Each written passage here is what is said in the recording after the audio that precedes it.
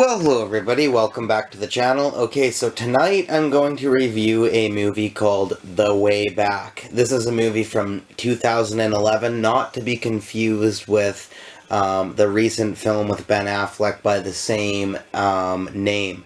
This one is from 2011. It stars Colin Farrell, Ed Harris, Gustav Skarsgård, and Saoirse Ronan, as well as some other known actors too.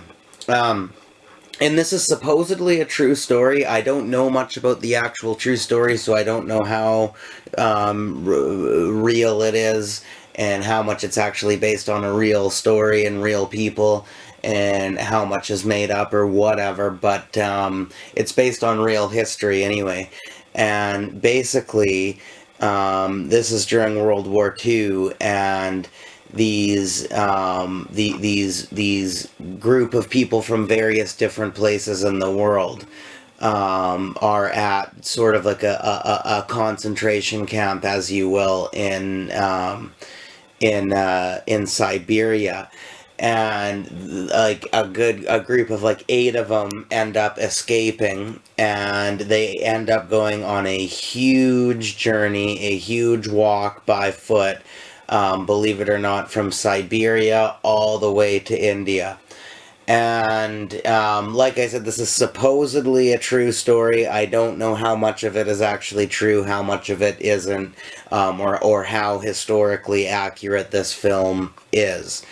But if it truly is as the story is portrayed in the movie, like, wow, that's, I mean, even if it's not, it's still amazing, but I mean, if it is, like, wow, like, that's truly, something.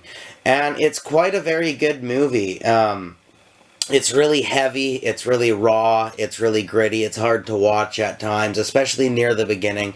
It kind of, even though, it's kind of strange to say, because even though the wear and tear on the people gets worse as the journey goes on, it starts to lighten up more and starts to become more level, I guess, as the movie continues on. But it starts really rough, it starts really hard to watch, and it starts really sort of grisly.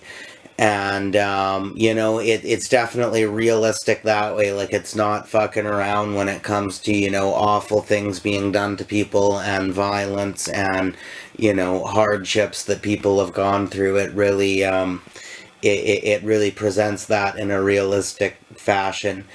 And it becomes almost, eventually it becomes almost an adventure in a way.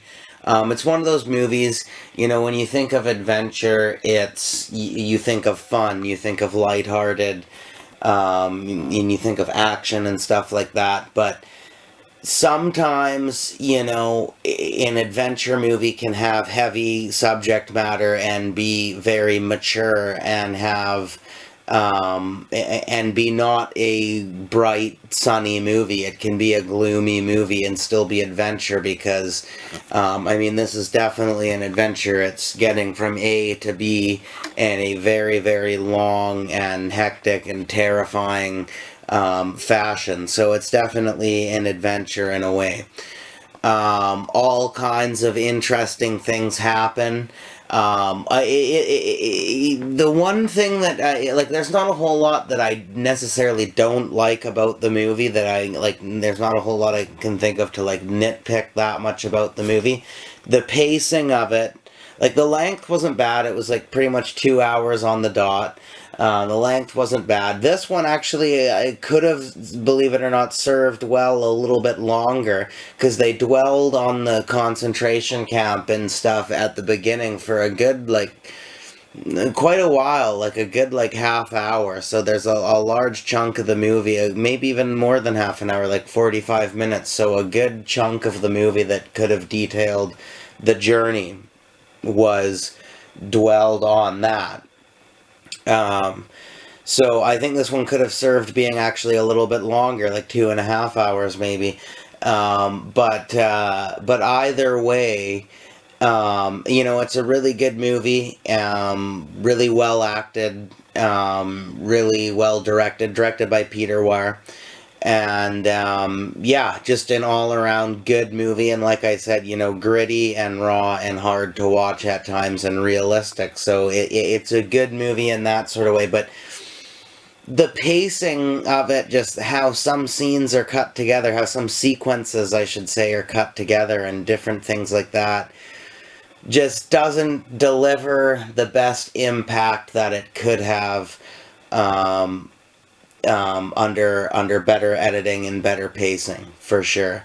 But nonetheless, it's a really good movie. It's worth a watch. I'm gonna grade the movie with a B plus. And as for the cheese grading, there's no cheese. This will be another one that has no cheese. It's too raw. It's too disturbing. It's too real to have any cheese in it. Absolutely, 100%.